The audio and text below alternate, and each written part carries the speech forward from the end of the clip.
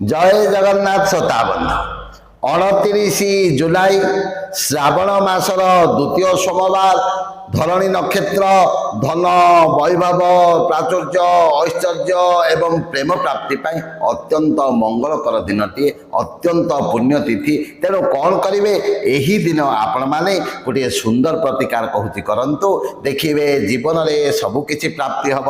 ଆପଣ ଯଦି ମନସ୍କାମନା ରଖି କରିବେ ନିଶ୍ଚିତ ଭାବରେ ଆପଣଙ୍କର ମନସ୍କାମନା ପୂର୍ଣ୍ଣ ହେବ।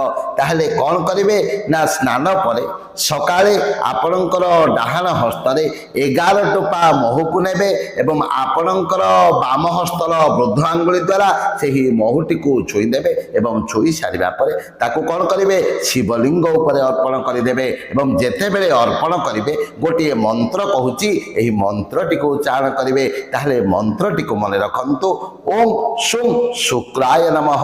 ଏହି ମନ୍ତ୍ରଟି